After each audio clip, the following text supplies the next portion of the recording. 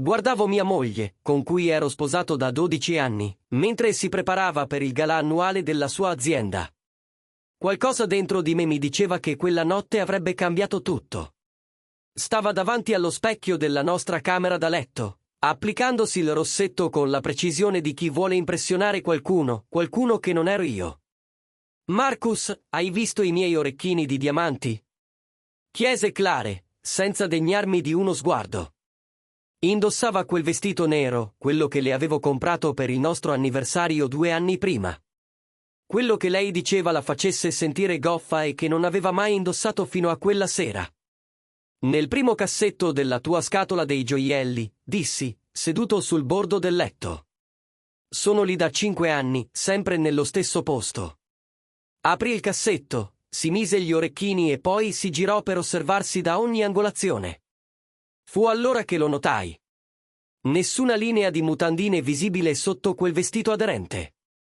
Nessuna. «Clare», dissi con cautela, «indossi la biancheria intima?» Lei rise. Una risata vera, come se avessi appena raccontato la barzelletta più ridicola del mondo. «Dio, Marcus, sei così all'antica. Siamo nel 2024. Nessuno porta più la biancheria con vestiti come questo. Si vedrebbero le linee».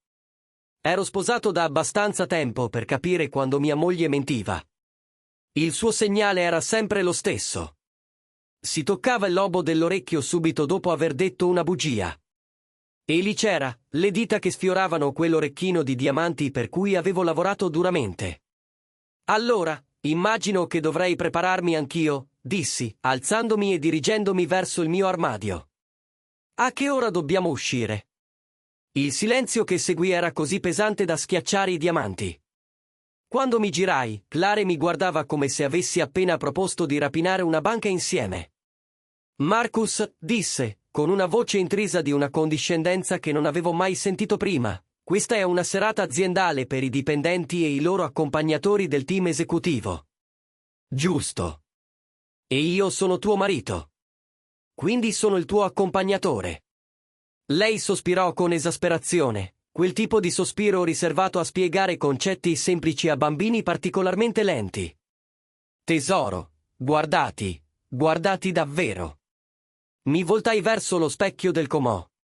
Pantaloni grigi, camicia con bottoni che avevo indossato al lavoro nel mio studio di contabilità. Pulito, stirato, adatto a un evento formale. «Mi faresti solo fare una figura di merda», continuò Clare, le parole precise come tagli chirurgici. «Quelle scarpe malmesse che insisti a portare, quella camicia da discount che urla negozio di seconda mano. Tutti li saranno vestiti con marchi di lusso, parleranno di cose che non capirai. I miei colleghi sono persone sofisticate, Marcus. Ti vedrebbero e si chiederebbero cosa ci faccio con uno così ordinario». Ogni parola mi colpiva come un pugno, ma mantenni un'espressione neutra. 12 anni di matrimonio mi avevano insegnato questo. Mostrare dolore la incoraggiava quando era in questo stato d'animo. «Questa camicia l'ho comprata da Brooks Brothers», dissi. 3 anni fa, ribatté lei. «E si vede. Guarda, mi dispiace se ti ferisce, ma qualcuno deve dirtelo. Sei un contabile di provincia che non sarà mai niente di più. Ho superato questa vita, Marcus. Ho superato tutto questo». Indicò vagamente me, la nostra camera, tutto ciò che avevamo costruito insieme in 12 anni. Un clacson suonò fuori. Clare afferrò la sua pochette, controllò un'ultima volta il riflesso e si diresse verso la porta. «Non aspettarmi», disse senza voltarsi. «Queste cose finiscono sempre tardi». Andai alla finestra e guardai una Mercedes argento allontanarsi dal nostro marciapiede. Attraverso il vetro oscurato, intravidi la sagoma di un uomo al volante. Non un taxi, non un Uber, qualcuno che veniva a prendere mia moglie personalmente. «Mi chiamo Marcus Brennan», e quel momento alla finestra segnò la fine dell'uomo che ero stato e l'inizio di qualcosa di completamente diverso. La casa sembrava diversa dopo che Clare se n'era andata, più vuota, come se la sua assenza avesse portato via più della sua sola presenza fisica. Stavo nella nostra camera, guardando la vita che avevamo costruito, E realizzai che avevo vissuto in una menzogna accuratamente costruita. Andai verso il lato dell'armadio di Clare e notai cose che ero stato troppo fiducioso per vedere prima. Nuovi vestiti con ancora le etichette, nascosti dietro abiti più vecchi. Lingerie costosa che non l'avevo mai vista indossare in casa. Scontrini infilati nelle tasche del suo cappotto da ristoranti in cui non l'avevo mai portata. Il mio telefono vibrò. Un messaggio da mio fratello David. Ehi, ho visto Clare farsi prendere da un tipo in una Mercedes. Va tutto bene. David abitava a 2 isolati da noi. Certo che aveva visto. In un quartiere come il nostro, tutti vedevano tutto. Risposi, evento aziendale. Non sono stato invitato. 3 puntini apparvero, poi scomparvero, poi riapparvero. Finalmente. Vieni da noi. Rachel ha fatto troppa cena comunque. Presi le chiavi e guidai fino a casa di David. Mio fratello aveva 2 anni meno di me. Era ancora robusto come se giocasse a football al college. È sposato con Rachel, una donna che non lo aveva mai fatto sentire piccolo. Marcus, disse Rachel aprendo la porta, con il volto pieno di preoccupazione. David mi ha raccontato del commento di Clare. Non va bene. Ci sedemmo in cucina mentre Rachel riscaldava la lasagna e David versava il vino. Ho detto tutto, la biancheria, gli insulti, la misteriosa Mercedes. Da quanto va avanti? Chiese David, la mascella tesa. Non lo so. Forse mesi. Ho lavorato così tanto per diventare socio nello studio. Pensavo di costruire il nostro futuro, ma a quanto pare Clare stava costruendo altro. Rachel mise un piatto davanti a me. Marcus, sei uno degli uomini più gentili che conosca. Non meriti questo trattamento. Cosa farai? Guardai la lasagna, il vapore che saliva dal formaggio fuso, e capii che avevo fame. Non solo di cibo, ma di rispetto, di onestà, di una vita che non mi costringesse a camminare sulle uova con mia moglie. Non lo so ancora, dissi. Ma so che non posso continuare così. David si sporse in avanti. Ti ricordi quando papà lasciò a mamma quella lettera prima di morire? Quella in cui diceva di non accettare mai meno di quello che meriti. Ricordavo. Nostro padre era stato un uomo silenzioso, aveva lavorato tutta la vita nell'edilizia, ma ci aveva lasciato a ciascuno una lettera con consigli di vita. La mia diceva: Marcus, hai un buon cuore. Non lasciare che nessuno ti convinca che sia una debolezza. E non accontentarti mai di qualcuno che ti fa sentire piccolo. Meriti di più. Sì, dissi piano. Mi ricordo. Dopo l'introduzione, ricordatevi di iscrivervi al nostro canale, lasciare un commento con le vostre impressioni e cliccare sul pulsante mi piace. Il vostro supporto ci aiuta a continuare a raccontarvi queste storie. Rimasi a casa di David fino a mezzanotte, poi tornai nella nostra casa vuota. La macchina di Clare non era nel vialetto. Il suo evento di lavoro, che doveva finire alle 10, evidentemente stava andando molto oltre. Attraversai la casa con occhi nuovi, vedendo tutti i modi in cui avevo assecondato il suo comfort sacrificando il mio. Il soggiorno decorato interamente secondo i suoi gusti. Le credenze della cucina organizzate a modo suo. Perfino il termostato impostato sulla sua temperatura preferita, anche se io avevo sempre freddo. Alle 2 di notte sentii aprirsi la porta d'ingresso. Clare entrò barcollando, i capelli scompigliati, il rossetto sbavato. Saltò sulla sedia quando mi vide seduto in salotto con le luci accese. Gesù, Marcus, mi hai spaventata. Cosa ci fai, sveglio? Aspettavo che mia moglie tornasse dal suo evento di lavoro, quello che è finito 4 ore fa. Si tolse i tacchi e passò accanto a me verso le scale. È andata oltre l'orario. Te l'avevo detto che succede. Clare, fermati. Qualcosa nella mia voce la fece fermare sul primo gradino. Dobbiamo parlare, disse. Si voltò e lo vidi chiaramente adesso. La colpa, la sfida. La donna che avevo sposato era ancora lì da qualche parte, ma era stata sostituita da un'estranea che mi guardava come se fossi qualcosa di sfortunato su cui aveva messo il piede. Sono le 2 di notte, Marcus. Non può aspettare. No, dissi, alzandomi.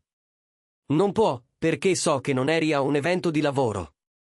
So che sei uscita senza biancheria, che ti ha preso un uomo in una Mercedes e che sei tornata a casa alle 2 di notte con il trucco sbavato e il vestito stropicciato. Quindi no, non può aspettare. Il volto di Clare passò attraverso diverse espressioni in rapida successione, sorpresa, rabbia, poi qualcosa che sembrava quasi sollievo.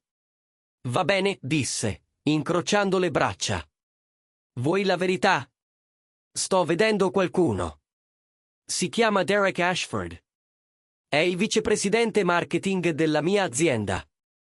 È di successo, ambizioso, e mi fa sentire viva in modi che tu non mi fai sentire da anni.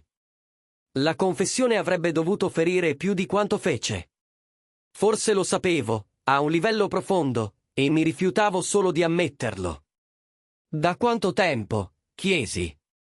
6 mesi. E prima che tu faccia il marito ferito, devi capire una cosa. Ti ho dato delle possibilità, Marcus. Ti ho fatto capire che volevo di più dalla vita. Più eccitazione, più ambizione, più tutto. Ma tu sei contento di essere un contabile di medio livello in uno studio insignificante, guidare una macchina vecchia di 10 anni e indossare vestiti da discount. Derek non è così. Derek capisce cosa significa volere di più. Sono diventato socio il mese scorso, disse piano. Avevo intenzione di dirtelo a cena questo fine settimana. Per questo ho fatto così tante ore di straordinario. Per un attimo, solo una frazione di secondo, vidi un lampo di rimpianto attraversare il suo volto. Poi sparì, sostituito da quella dura maschera di indifferenza. Congratulazioni, dissi, ma senza alcun calore. Ma non cambia nulla. Voglio il divorzio, Marcus. Ho già parlato con un avvocato. Derek ed io siamo seri riguardo al nostro futuro insieme. Rimasi a elaborare le sue parole e mi resi conto che non mi sentivo devastato. Mi sentivo liberato. Va bene, dissi. Va bene. Lei sbatté le palpebre, chiaramente aspettandosi una reazione più accesa. È tutto qui? Solo un va bene. Cosa volevi, Clare? Che implorassi di promettere che cambierò? Non sono io quello che è cambiato. Sei stata tu. E, onestamente, non credo di voler essere sposato con la persona che sei diventata. Il suo volto si tinse di rosso. Te ne pentirai, Marcus. Derek guadagna 3 volte quello che guadagni tu. Guida una Mercedes. Ha una casa in periferia che vale il doppio di questa. Pensi di poter trovare qualcuno migliore di me? Sei sostituibile. Non dimenticarlo mai. La parola rimase sospesa nell'aria tra noi come un gas velenoso. Sostituibile. Esci, disse, con voce ferma nonostante la rabbia che mi montava nel petto. Scusa, dissi. Esci. Questa casa è a mio nome. Il mutuo è pagato dal mio conto. Vuoi il divorzio? Bene, ma non rimani qui un'altra notte. Fai una valigia e vattene. Non puoi cacciarmi di casa mia. Non è casa tua, Clare. Controlla il rogito. Controlla gli estratti del mutuo.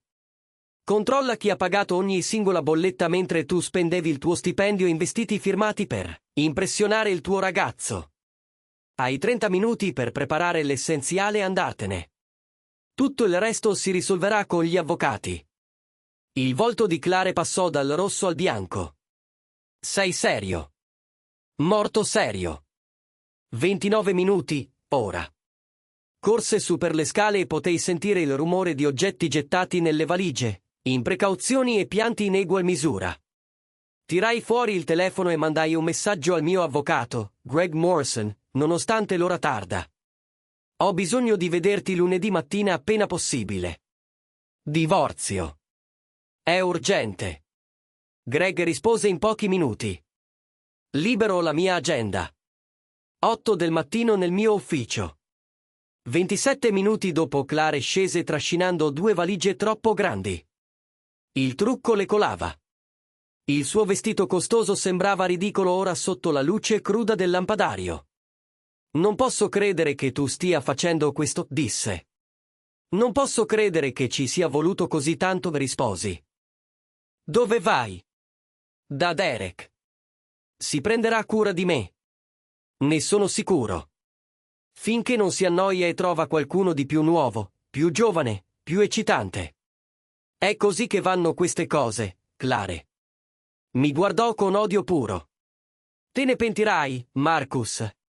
Capirai cosa hai perso e sarà troppo tardi. Forse, disse aprendo la porta d'ingresso. O forse capirò cosa ho guadagnato. Trascinò le valigie fino alla macchina, faticando col peso. Non la aiutai. La guardai dalla porta finché le luci posteriori non scomparvero lungo la strada. Poi chiusi la porta, la chiusi a chiave e mi sentii più leggero di quanto non fossi passato in anni. La mattina seguente mi svegliai nel mio letto, da solo, ma in pace. Niente più camminare sulle uova. Niente più chiedermi se i miei vestiti andavano bene o se avevo detto qualcosa per imbarazzare Clare. Solo silenzio. Feci il caffè. Un vero buon caffè, con i chicchi costosi che Clare aveva sempre detto fossero uno spreco di soldi, e mi sedetti sul terrazzo sul retro a guardare l'alba. Il telefono vibrò con un messaggio di David. Rachel ed io veniamo da te con la colazione. Non discutere. Arrivarono un'ora dopo con bagel, formaggio cremoso e facce preoccupate. Quindi, disse David sistemandosi sulla poltrona accanto alla mia, hai davvero cacciato lei? L'ho fatto. Rachel mi strinse la spalla. Come ti senti? Onestamente. Sollevato. È strano. Per niente. Quel matrimonio è finito 6 mesi fa, quando hai iniziato a tradirti. Tu l'hai solo finalmente ammesso. Passammo la mattinata a parlare di tutto. David si offrì di accompagnarmi dall'avvocato lunedì. Rachel iniziò una lista di cose da fare, documentare, proteggere. Entrambi mi trattarono come se fossi qualcuno da proteggere, qualcuno per cui valeva la pena lottare. Un netto contrasto con come Clare mi aveva fatto sentire. Lunedì mattina arrivò in fretta. L'ufficio di Greg Morrison era in centro, tutto legno scuro e poltrone di pelle che odoravano di successo. Greg era un avvocato bulldog, consigliato da David dopo che un suo amico aveva affrontato un divorzio complicato. Marcus, disse Greg stringendomi la mano, dimmi tutto. Esposi la situazione, il tradimento, gli insulti, la confessione di Clare che aveva pianificato tutto, il suo commento su di me come sostituibile. Greg prese appunti, il volto si fece sempre più cupo ad ogni dettaglio. Bene, disse infine. Ecco cosa faremo. Più che la casa è solo a tuo nome e hai pagato tutte le bollette, abbiamo una posizione forte. L'Illinois è uno stato di divorzio senza colpa, ma possiamo sostenere che il suo tradimento e la convivenza immediata con l'amante dimostrano l'abbandono del matrimonio. Ha detto che aveva già parlato con un avvocato. Sì. Ti ha dato qualche documento? No, ha solo detto che voleva il divorzio. Bene. Questo significa che siamo noi a depositare per primi. Nel divorzio, chi deposita per primo imposta la narrazione e sceglie la sede. Preparerò i documenti entro mercoledì e li consegnerò a lei entro giovedì. E per la divisione dei beni? Greg si appoggiò allo schienale della sedia.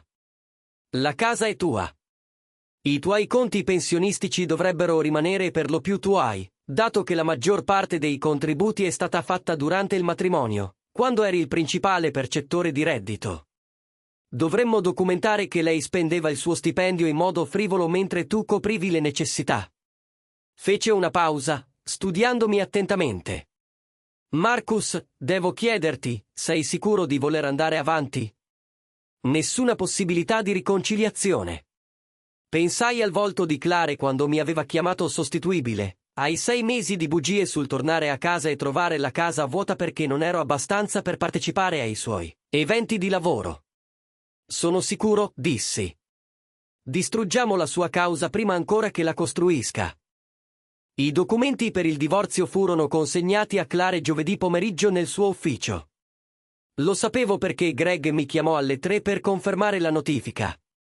Non era contenta, disse Greg, e potei sentire la soddisfazione nella sua voce. A quanto pare, aveva intenzione di notificarti la prossima settimana. Le abbiamo soffiato il tempo. Cosa ha detto? Secondo chi ha consegnato i documenti, e cito, è ridicolo. Non può farmi questo. Poi ha cercato di rifiutare i documenti, cosa che in Illinois non funziona. Provai un cupo senso di giustizia. Claire aveva passato mesi a pianificare la sua strategia d'uscita, probabilmente consultando il suo avvocato su come massimizzare ciò che poteva prendere da me. Ora avevo ribaltato la situazione. Quella sera il mio telefono esplose di chiamate e messaggi da parte di Claire. Ignorai tutto, seguendo il consiglio di Greg. Verso le 8 di sera si presentò a casa, bussando con forza alla porta. Marcus, apri subito. Dobbiamo parlare. Stavo dall'altra parte, telefono in mano, pronto a chiamare la polizia se necessario. Marcus, ti prego. È pazzesco. Stai buttando via 12 anni per un errore. Un errore. Quello era il suo modo di chiamare 6 mesi di inganno deliberato. Vai a casa, Claire, dissi attraverso la porta. Ora tutta la comunicazione passa dal mio avvocato. Non posso credere che tu sia così meschino dopo tutto quello che ho fatto per te. Quasi mi fece ridere. Tutto quello che aveva fatto per me, come farmi sentire inadeguato, come spendere i miei soldi mentre costruiva una vita segreta con un altro uomo. Hai 5 secondi per andartene prima che chiami la polizia per violazione di domicilio. Colpì la porta con un calcio abbastanza forte da sentire qualcosa rompersi. Probabilmente la sua scarpa costosa. Poi sentii la macchina accendersi e sgommare via dal vialetto. Greg chiamò un'ora dopo. Immagino che le chiamate perse da un numero che non riconosco siano tua moglie. Ex moglie, si spera presto. E sì, si è presentata a casa. Minacce. Solo rabbia e negazione. Ha chiamato tutto un errore. Mi ha accusato di essere meschino. Documenta tutto. Salva tutti i messaggi e le registrazioni senza rispondere. Questo è esattamente il tipo di comportamento che ci aiuta. Nelle settimane successive emerse un modello. Claire alternava momenti di rabbia a tentativi di riconciliazione. Il suo avvocato faceva richieste che Greg smontava sistematicamente. Derek, il suo vicepresidente e amante. A quanto pare non era così entusiasta di fare la vita di coppia come lei pensava. David mimò il corrente dei pettegolezzi del quartiere durante una cena una sera. Si dice che Derek abbia detto a Claire che non è pronto a farla trasferire definitivamente. Qualcosa sul bisogno di spazio e di non affrettare le cose. Sembra che la realtà l'abbia colpita forte, disse. Rachel aveva parlato con alcune ex amiche di Claire. A quanto pare Claire si dipingeva come la vittima di tutta la situazione. Diceva che ero io a essere controllante e a non lasciarle una vita propria. Risi amaramente. Controllante. Giusto. La donna che ha preso ogni decisione importante per 12 anni, che ha organizzato tutta la nostra vita secondo le sue preferenze, mi chiama controllante. La gente crede quello che vuole credere, disse David. Ma chi ti conosce davvero sa la verità. Le pratiche per il divorzio avanzarono con brutale efficienza. Greg aveva documentato tutto. I miei anni da principale percettore di reddito, le spese eccessive di Claire, il suo tradimento ammesso, il suo abbandono del matrimonio. L'avvocato di Claire cercò di chiedere l'assegno di mantenimento. Greg dimostrò che avevo versato l'intero acconto con i risparmi precedenti al matrimonio e che avevo pagato il mutuo da solo per 12 anni, mentre Claire non aveva contribuito. Ogni argomento che avanzavano, Greg lo demoliva con la documentazione che avevo fornito, estratti conto bancari, fatture delle carte di credito, documenti del mutuo, La traccia di un matrimonio in cui una persona dava tutto e l'altra lo dava per scontato. 3 mesi dopo aver cacciato Claire, ricevetti la chiamata di Greg. Il giudice ha deciso quasi tutto a nostro favore, disse. La casa resta tua. I conti pensionistici restano per lo più tuoi. Lei prende una piccola parte dei beni accumulati durante il matrimonio, ma niente di vicino a quanto chiedeva. Niente assegno di mantenimento, visto che lavoro e il matrimonio è durato meno di 15 anni. Dovrai pagare le sue spese legali, ma è normale. Quanto? Greg nominò una cifra che mi fece storcere il naso, ma ne valeva ogni centesimo per la libertà. Lei farà appello, avvertì. Il suo avvocato ha già detto che lotteranno contro la decisione sull'assegno. Lasciateli fare. Non mollo. Bravo. A proposito, il suo avvocato ha detto una cosa interessante. A quanto pare, Derek Ashford ha lasciato Claire la settimana scorsa. Ha detto che il dramma era troppo per lui. Avrei dovuto sentirmi giustificato. Invece, mi sentii solo triste. Triste che Claire avesse buttato via un matrimonio vero per una fantasia che è svanita appena è diventata scomoda. Il divorzio fu finalizzato 4 mesi dopo quella sera in cui cacciavo Claire. Firmavo i documenti nell'ufficio di Greg, provando solo sollievo. E adesso cosa farai? Chiese Greg. Vivrò la mia vita, dissi. A modo mio. 6 mesi dopo il divorzio ero un uomo diverso. Avevo iniziato a vedere una terapeuta per elaborare il tradimento e la manipolazione subiti. La dottoressa Saracen mi aiutò a capire che ero stato in un matrimonio emotivamente abusivo, che le continue critiche e il disprezzo di Claire erano tattiche deliberate per tenermi sotto controllo. Le persone sicure di sé non hanno bisogno di far sentire piccoli i loro partner, disse la dottoressa Chen in una seduta. Il comportamento di Claire dice tutto sulle sue insicurezze e nulla sul tuo valore. Avevo anche ricominciato a uscire con qualcuno. Niente di serio, solo caffè e cene informali con donne conosciute tramite amici o lavoro. All'inizio era strano ricordare come parlare con qualcuno che ti ascolta davvero, che chiede com'è andata la tua giornata e si interessa alla risposta. Una donna, Laura, era un insegnante che avevo incontrato a un evento di beneficenza a cui David mi aveva trascinato. Era gentile, divertente. E quando arrivai al nostro terzo appuntamento con quelle scarpe malmesse che Claire aveva deriso, Laura fece un complimento su quanto fossero ben tenute. Si capisce molto di una persona da come cura le sue cose, disse. Queste scarpe sono di qualità e le hai curate bene. Quel semplice commento mi fece capire quanto le critiche continue di Claire avessero distorto la mia autostima. Un anno dopo il divorzio, incontrai Claire al supermercato. Era diversa, più magra, stanca, con i capelli raccolti in una coda disordinata invece del solito styling perfetto. Era da sola, spingeva un carrello con prodotti di marca economica. Marcus, disse fermandosi in mezzo al corridoio. Claire. Rimanemmo lì, imbarazzati per un attimo. Notai che indossava jeans normali e un maglione semplice. Niente di firmato, niente di costoso. Stai bene, dissi infine. Felice. Sì, sono felice. E tu? Rise, ma senza umorismo.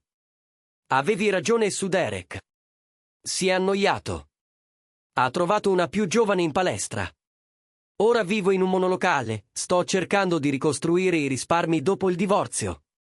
Avrei voluto provare soddisfazione per la sua caduta, ma provai solo pietà. Mi dispiace, disse. Davvero? Chiesi, scrutando il suo volto. Sì, davvero. Non ho mai voluto che soffrissi, Claire. Volevo solo che fossi onesta. Abbassò lo sguardo sul carrello con il caffè generico e la pasta di marca del supermercato. Ero stupida. Ho buttato via qualcosa di vero per qualcosa che sembrava più brillante. E ho passato un anno a farti sentire che non eri abbastanza, quando in realtà non ero mai stata abbastanza per me stessa. Probabilmente è la cosa più onesta che tu abbia mai detto. Claire si asciugò gli occhi. La mia terapeuta mi ha aiutata a vedere tutto questo. Sto lavorando su me stessa, cercando di capire perché avevo così tanto bisogno di conferme esterne da distruggere tutto ciò che di buono avevo. È un bene, dissi sinceramente. Tutti meritano di essere felici, anche tu. Solo che non si può costruire la felicità sulla miseria degli altri. Parlammo ancora qualche minuto, cauti, come due estranei che un tempo si conoscevano bene. Prima di separarci, Claire mi toccò il braccio. Marcus, grazie per cosa? Per avermi cacciata quella sera, per non avermi più permesso di trattarti come spazzatura. Avevo bisogno di quella sveglia, anche se allora non lo sapevo. Te lo dovevo. Annuii. Entrambi meritavamo di meglio di quello che eravamo diventati. Mentre la guardavo allontanarsi, spingendo il carrello verso la cassa, sentii dissolversi l'ultimo residuo di rabbia. Claire non era più il mio nemico. Era solo qualcuno che avevo conosciuto, qualcuno che mi aveva insegnato lezioni preziose sul valore di sé e sul non accontentarsi di meno di quanto si merita. Il telefono vibrò con un messaggio di Laura. Sempre per cena stasera. Ho trovato un ristorante italiano fantastico, credo ti piacerà. Sorrisi e risposi, assolutamente. Non vedo l'ora. Uscendo da quel supermercato, capii che Claire aveva avuto ragione su una cosa. Ero sostituibile. Ma lo era anche lei. E a differenza sua, io ero stato sostituito da qualcuno che mi apprezzava davvero, che vedeva la mia gentilezza silenziosa come una forza e non una debolezza. Che capiva che una vera coppia significa costruirsi a vicenda, non distruggersi. La notte in cui Claire aveva deriso le mie scarpe malmesse e la mia maglietta economica, voleva schiacciare il mio spirito, farmi sentire piccolo e indegno. Invece, mi aveva dato la spinta di cui avevo bisogno per vedere chiaramente, capire che meritavo di più, trovare la forza di pretendere rispetto anche da chi aveva giurato di amarmi. La lettera di mio padre aveva ragione. Avevo un buon cuore e avevo smesso di lasciare che qualcuno mi convincesse che fosse una debolezza. Avevo smesso di accontentarmi di chi mi faceva sentire piccolo. E così avevo scoperto che essere sostituibile non era l'insulto che Claire pensava. Era un'opportunità, la possibilità di essere sostituito da qualcosa di meglio, qualcosa di vero, qualcosa che onorava chi ero davvero, invece di cercare di cambiarmi in qualcuno che non sarei mai potuto essere. Quella sera a cena con Laura, indossavo le stesse scarpe che Claire aveva deriso. E quando Laura le notò e sorrise, capii di aver finalmente trovato ciò che mi mancava. Non qualcuno che mi vedeva come un progetto da migliorare o un imbarazzo da nascondere, ma qualcuno che mi vedeva esattamente per quello che ero e mi sceglieva comunque. A volte il più grande dono che qualcuno può farti è mostrarti i suoi veri colori prima che sia troppo tardi. Claire mi aveva fatto quel dono anche se non lo aveva voluto. E io l'avevo usato per costruire una vita che fosse autenticamente mia. Una vita in cui non ero sostituibile perché ero insostituibile per me stesso prima di tutto. E questo faceva tutta la differenza.